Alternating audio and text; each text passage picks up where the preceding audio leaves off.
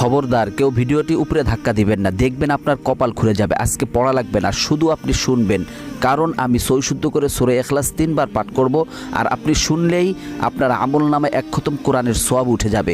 তো চলুন শুরু করা যাক। তো শুরু করার আগে যদি ভিডিওটি ভালো লাগে অবশ্যই চ্যানেলটি সাবস্ক্রাইব, ভিডিওটি লাইক এবং ভিডিওটি শেয়ার করার অনুরোধ করছি। তো চলুন শুনে আসি 3 বার।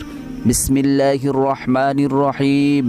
قل هو الله أحد الله الصمد لم يلد ولم يولد ولم يكن له كفوا أحد بسم الله الرحمن الرحيم قل هو الله أحد الله الصمد لم يلد ولم يولد ولم يكن له كفوا أحد بسم الله الرحمن الرحيم قل هو الله أحد الله الصمد لم يلد ولم يولد ولم يكن له كفوا أحد।